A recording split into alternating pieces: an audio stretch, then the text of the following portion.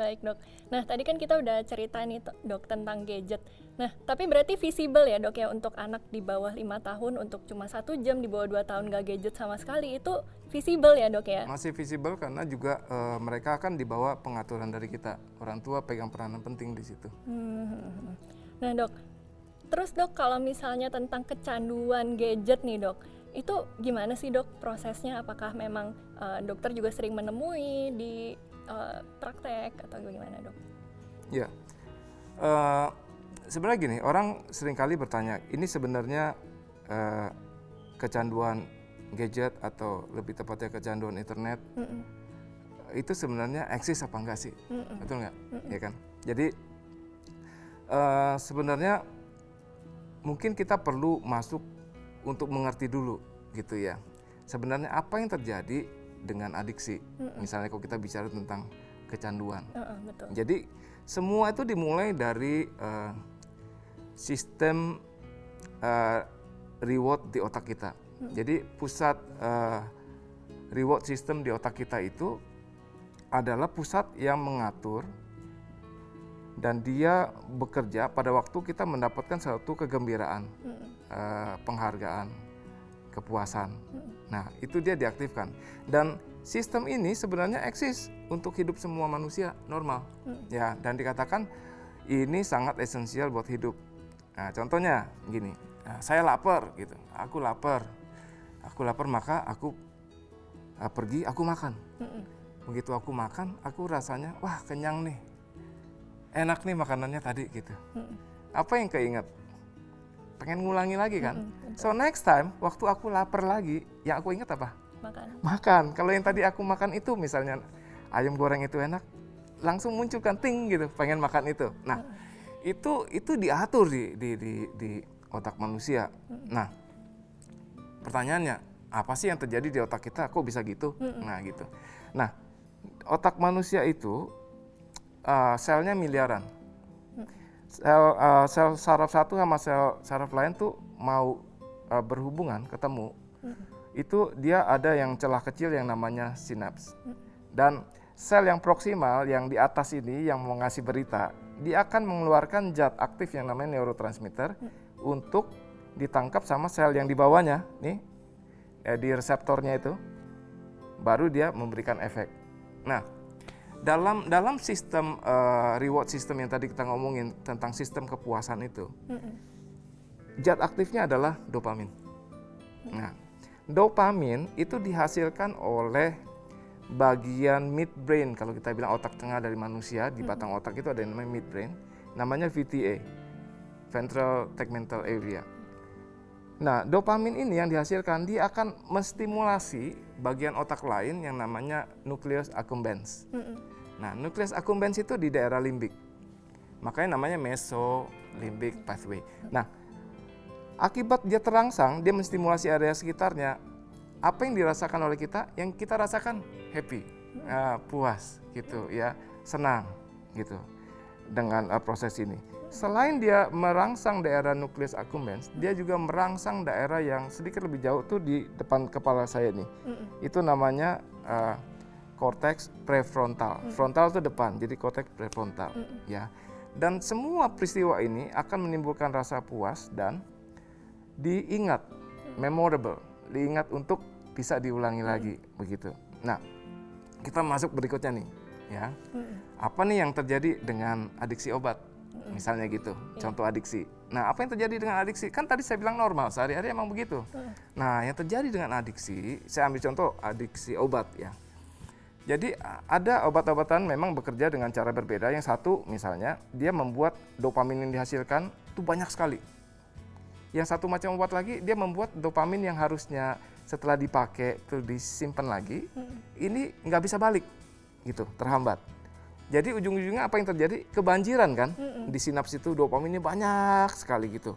Akibatnya orang yang mengalami kecanduan itu awal-awalnya dia akan merasa apa? Senang sekali gitu, bukan senang saja, senang sekali, puas-puas sekali gitu.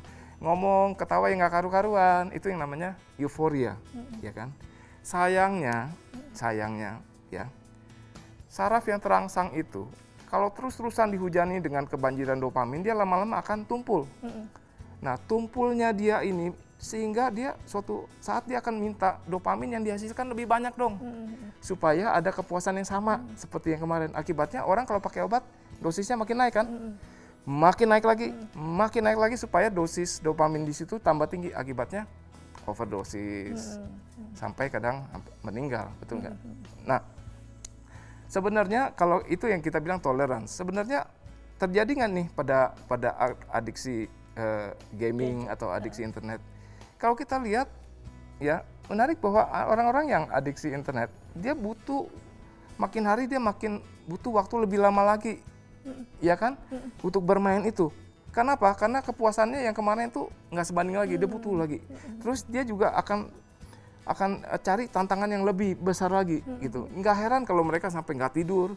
Kadang supaya tetap bisa on, mereka sampai minum minuman berenergi, sampai pakai stimulan segala macam.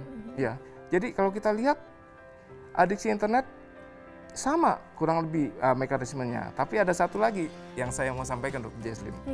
Ingat nggak tadi saya bilang bahwa selain dia menstimulasi nukleus accumbens, dia juga menstimulasi itu korteks prefrontal. Tahu nggak bahwa korteks prefrontal ini pada manusia dia adalah central executive network.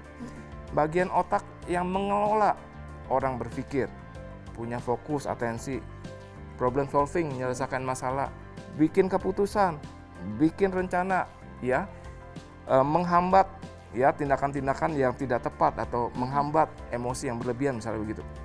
Nah, pada waktu si dopamin ini berlebihan menstimulasi, akibatnya ya fungsi-fungsi itu dibajak, di-hijack. Akibatnya orangnya jadi nggak bisa mikir, ya kan? Orangnya dia nggak bisa ngambil keputusan. Dikasih soal nggak bisa ngerjain. Nah, orang dulu pikirnya bahwa orang kecanduan internet karena dia kebanyakan main nggak sempat belajar. Bukan, daerah situnya rusak sehingga dia nggak bisa mikir, nggak bisa ngerjain tugas, akhirnya nggak naik kelas. Yang disalahin karena waktunya. Sebenarnya daerah situ juga kena sebenarnya. Jadi fungsi-fungsi luhurnya itu terpengaruh. Makanya kita juga sering lihat anak-anak yang kecanduan internet, dia berani nempuh resiko. Mau maling kayak, mau apa. Karena dia kemampuan untuk melihat, ya, membatasi perilaku yang salah udah kacau pada dia. 5-10 tahun ini penelitian sangat masif dan menunjukkan bahwa orang-orang yang kecanduan internet itu kurang lebih sama kayak kecanduan obat-obatan. Daerah yang saya bilang pusat reward systemnya sama prefrontalnya itu memang terganggu dua-duanya. Yang menarik adalah bahwa ada kriteria tentang internet gaming ini. Minimal berapa lama berlangsung baru masuk kriteria itu, minimal dia pakai setahun. Terus ada juga tulisannya menunjukkan bahwa kalau adiksi itu sudah terjadi 2 tahun atau lebih, kemungkinan untuk reversible sempurna lagi menjadi sulit. Ya, ini kita bicara hal-hal yang berdasarkan referensi dari kasus adiksi obat-obatan gitu. Tapi kalau untuk diterapkan ke kecanduan internet, kita mesti tunggu nih, ya, referensi baru. Oke. Nah, Dok, kan dari tadi kita bahas tentang screen time juga ya, Dok. Nah, kalau misalnya sekarang kan seperti kita anak TK, SD, sampai yang sudah besar itu kan juga malah semakin banyak ya dokter terpapar dengan layar ataupun gadget. Tapi mungkin untuk kebutuhan yang seperti sekolah, bekerja.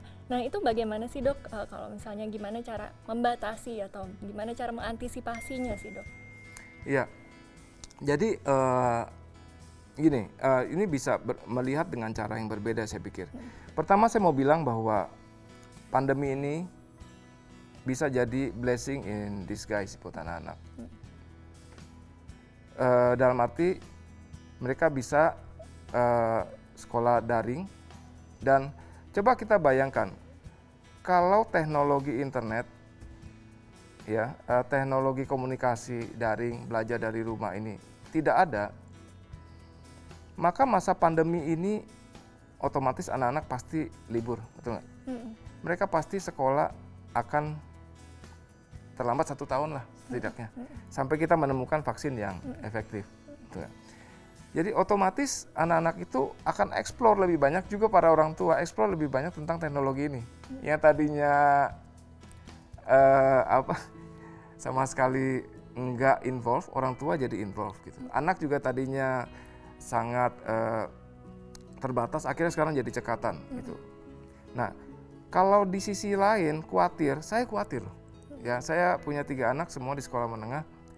Saya khawatir dengan paparan internet terus-menerus. Satu, saya khawatir dengan matanya anak-anak saya. Ya, saya khawatir juga jangan-jangan di tengah mereka browsing gitu, masuk konten-konten yang nggak sesuai buat usianya. Pornografi misalnya, atau temennya nantangin, ayo main game online gitu. Di sini menatap laptop, di sini pegang handphone gitu misalnya. Ya, jadi apa gitu, apa yang mesti kita kerjakan gitu. Sebenarnya cukup panjang apa yang kita mesti kerjakan, dan saya pikir satu, kita harus bisa set a rule di rumah. Jadi misalnya kan tadi kita udah ngomong tentang jam yang kita punya. Kita set a rule di rumah, misalnya kalau kami di rumah jam 9 anak-anak mesti ngumpulin semua, laptop, HP, ya semua jam 9 taruh di kamar papi mami, misalnya begitu. So otomatis kalau kita lihat dia sekolah jam 7 sampai jam 1 dikatakan, jam pukul 13. Kadang masih bikin PR lagi, ya kan, jam 13 sampai jam 15. Itu udah berapa jam? Udah 8 jam. Nah, kalau dia jam 15 sampai pukul 21 itu, berarti dia hanya punya waktu 6 jam. Nah, itu kita akan usahakan bahwa dia punya maksimal waktu paling 3 jam untuk bisa masih buka gadget, nonton YouTube segala macam. Kenapa? Karena di 3 jam itu kita harapkan dia bisa olahraga, ya bisa makan bersama kita, komunikasi, bisa ngobrol, dan dia bisa ngurus dirinya dengan baik. Ya, kalau kami di rumah tambah lagi ngurus rumah, mesti kerja, ya belajar untuk ngepel, nyapu, semua bersihin sendiri. Jadi dia paling maksimal punya itu. Jadi dia nggak akan berlebihan. Tapi ada sebenarnya, saya pikir ini pengalaman buat teman-teman juga, bahwa ketika kita di rumah, yang paling penting sebenarnya apa sih? Teladan, bukan? Betul. Ya kan? Pada waktu kita ini ngomong konteks anak-anak kan, itu seringkali yang kita perlu teladan, misalnya. Saya pikir kita juga mesti pikirkan mengembangkan hobi anak-anak. Ya, mengembangkan hobi anak-anak. Menarik loh, kita puji dia, akibatnya rasa puasnya kan terpenuhi gitu. Betul. Ada rasa puas yang kita lagi ngomongin tadi. Iya, jadi nggak selalu rasa puas itu harus dia dapatkan dari likes temennya misalnya, begitu. Betul. Jadi dia nggak keranjingan ke situ misalnya. Ya kan, menarik juga bahwa anak-anak ini dengan kita push dia untuk punya aktivitas fisik, itu mereka kan develop yang namanya itu ada kan kayak hormon kayak endorfin gitu kan. Iya, mereka ada rasa senang gitu. Ya, jadi saya pikir pada masa pandemi begini memang kita mau nggak mau kita mesti terlibat aktif gitu ya. Nggak cuma membuat distraksi mereka dari internet, tapi juga menimbulkan sebuah achievement pada mereka dari sisi yang lain, karena memang banyak yang mereka bisa explore kok ya dalam hidup mereka ya. Jadi misalnya anak-anak ini, misalnya ya Dr. Jesslyn, anak-anak ini dipotong waktunya, jam 9 harus kumpulkan gadget. Pertama-tama marah nggak kira-kira? Iya, pasti. Pasti marah. Setelah mereka lakukan itu bertahun-tahun, mereka prestasinya bagus. Ada yang juara umum gitu. Kita bilangin, see, you sleep longer, you wake up fresher, then you do your job well, kamu juara. Kita transfer uang ke rekeningnya. Kenapa? Karena sekolah memberikan potongan buat orang-orang yang juara. Ini uang yang kamu dapat lewat perjuangan kamu. Lewat uang ini kamu boleh beli gadget, kamu boleh beli laptop untuk sekolah kamu. Dia ada rasa puas. So I get a new value about myself gitu. I'm struggling, I'm learning. Kayak gitu. Saya pikir hal-hal yang bisa menolong anak-anak kita untuk tarik keluar dari kecanduan, bahwa dia harus dapat misalnya pengakuan dari teman-temannya terus menerus dari medsos, like segala macam. Tapi dia juga bisa dapat banyak dari keluarga. Betul. Ya. Baik, waduh tidak terasa ya dok, kita sudah di penghujung acara. Ya. Terima kasih banyak Dokter Linnaeus untuk pembahasan tentang gadget pada anak yang sangat menarik dok. Sure. Baik pemirsa, berdasarkan pembicaraan kita dengan Dokter Linnaeus tadi, banyak sekali yang bisa kita pelajari, khususnya bagi orang tua. Bisa harus yang paling utama adalah memberikan teladan. Bagaimana memberikan contoh, baik dalam pola memakai gadget dan juga aktivitas fisik. Dan juga yang paling penting adalah kita juga terus membantu anak-anak mengembangkan kreativitas mereka. Dan yang paling penting adalah jangan lupa meng-acknowledge dan memuji anak-anak. Karena di situ adalah salah satu kepuasan di mana anak bisa merasa disayang dan juga merasa tumbuh dan berkembang di lingkungan yang baik. Bersama saya Dr. Jesslyn, sampai jumpa di episode Shalom Dok selanjutnya. Bye.